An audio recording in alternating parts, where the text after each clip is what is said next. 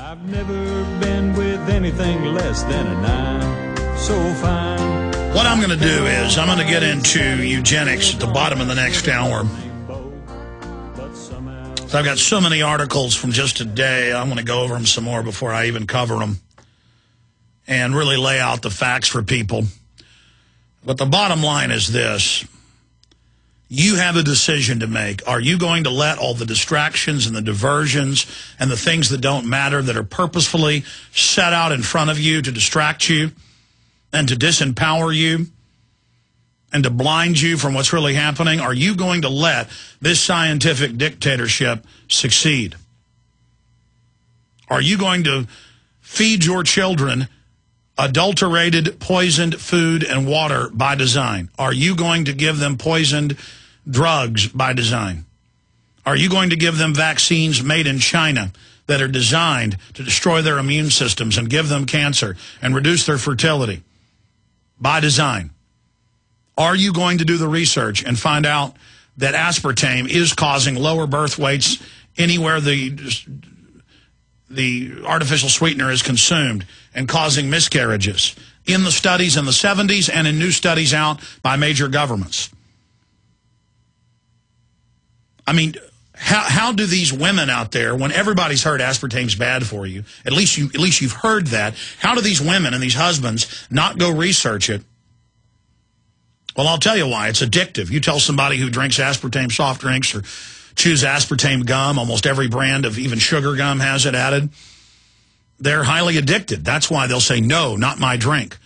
No, not my chips with MSG. Not only are the poisons they put in the food deadly, but they're also addictive. Many poisons in the metabolic system of humans and animals become addictive. Of course, in the 18th and 19th and even into the 20th century, one of the most popular forms of speed was just old-fashioned poisons. And it becomes very, very addictive. Arsenic. In fact, people won't believe that. Search engine, arsenic as a drug or arsenic addiction, and just throw up the first mainstream article or government document for them watching at prisonplanet.tv. If you're a radio listener, you can just search engine that term.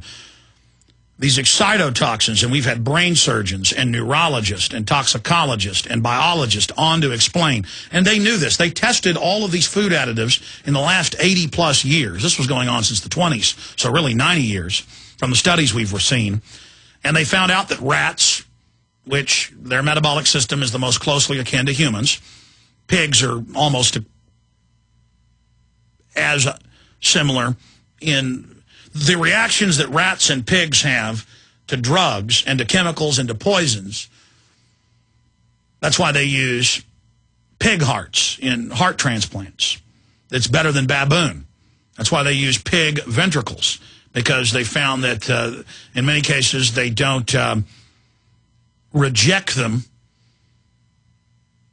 as often as they would even reject a human heart in a heart transplant. But the issue is they've tested all of this. And the scientists in these studies, in some cases you read in their papers, we've done some interviews with these people in the upcoming film, and they're told, look, don't worry about it if this study shows that this GMO rat feed is sterilizing more than half the first generation, over 80% the second, almost all of them are sterile by the third and the fourth. Deformities, don't worry, there's too many people.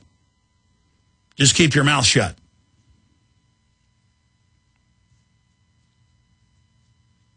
And, of course, we've had scientists on and named names on that particular story before. But the issue here, we did with Jeffrey Smith about a month ago. The issue here is that they have tested all of this out. New arsenic nanoparticle blocks aggressive breast cancer. No, that's an article about them saying arsenic's good in some ways. Of course, poisons do in small amounts and knock out cancers if they're delivered right. They also kill the other tissues and attack DNA and cells. The point is that if you research history,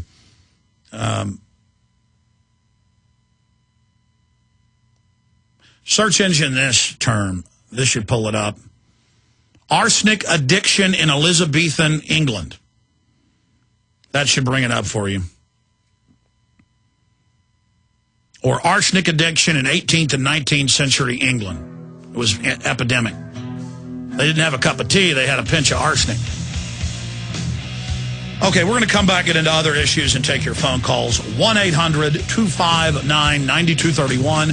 1-800-259-9231 is the toll-free number to join us on this Friday. We're going to cover the economy, the oil cap, which we pray is the truth. They claim they fixed it.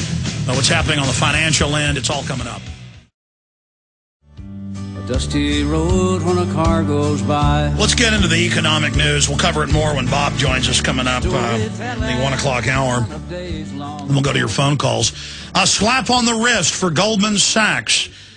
Goldman Sachs, of course, the federal government, literally run by former Goldman Sachs alumni who hold masses of Goldman Sachs stock, as much of Congress does. They basically did nothing to them. And from the beginning, they focused in on their investigation on Timberwolf, just one little area of the scores of crimes committed by Goldman Sachs. And, of course, those emails admitted that they were selling people mortgage derivatives when they knew they were pure crud and when they were basically betting against them in put options. It may have been a record fine for a financial institution, but it appears investment bank Goldman Sachs got off lightly. The whole affair brings into question the strength of the Securities and Exchange Commission case. The great vampire squad, wrapped about the face of humanity, agreed to pay $550 million, they've made hundreds and hundreds of billions, to settle fraud charges. But crucially, it did not admit guilt for misleading clients over subprime mortgage products. So nothing done to them. Even the SEC appears to have decided no fraud was committed and accepts that Goldman made a mistake in its marketing material, even though they said this is pure bleeping. Remember the cuss word that the senator was using in the hearings? Pure bleeping that they sold the public. It was, it failed to hold Goldman's feet to the fire, even if no one can question the size of the fine. And in the new financial re-regulation package that literally gives the Federal Reserve total control over the economy with no congressional oversight, that's in the bill that the House and Senate have passed that Obama will now sign. They've done it. They don't even look at derivatives and restricting them until 2022, or 12 years from now. And when you read the Wall Street Journal and other reports, they'll admit, well, it is a private Federal Reserve Board made up of banking heads of the elite banks, and different banking associations at the state level, like the Texas Banking Association, says it's a total takeover and will be used to shut down local healthy banks that weren't involved in derivatives. The public is being sold this is reform. And I've seen emails and comments saying, Alex, why are you against reform? Reform would be abolishing the Federal Reserve, or at least auditing it. Reform would be banning derivatives that are counterfeit, fraudulent instruments that have bankrupted our society by design. Reform would not be bailing out these criminal institutions. And it's not just my analysis of the bill. Judge Andrew Napolitano has agreed. Ron Paul has agreed. What Ron Paul was on 2 weeks ago, and he said, you are exactly right in your analysis. When I said what I just said, that it's a coup d'etat by the bankers. They took over the issuance of currency and credit in 1913, 97 years ago. And now they're setting up a total dictatorship over the entire economy. Anything that affects the economy, they have the power outside the Congress. This is much worse than in 1995 when the Congress handed over almost all of its trade authority via fast track to the World Trade Organization, itself a private board. And when you read the Security and Prosperity Partnership documents and the North Atlantic Alliance Agreement signed by Bush, Merkel, and Barroso in 2007, it all states that private corporate boards file reports and the government implements it through the bureaucracy. But when you read the headline in the Wall Street Journal, lawmakers are very pleased. Law remakes U.S. financial landscape. Senate passes overhaul that will touch most Americans. Bankers gird for a fight over fine print. Well, it's written so the big mega six banks have run the regulatory arm. The private Federal Reserve has been given dictatorial power. It's totally illegitimate, and we have to fight it and expose it.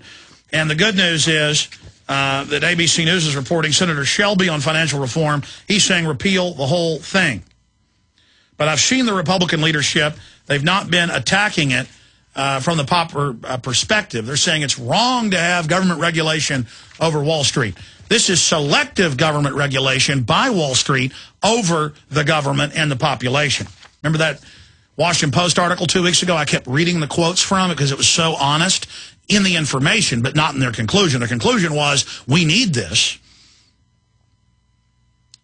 And it's a good thing, but it said it gives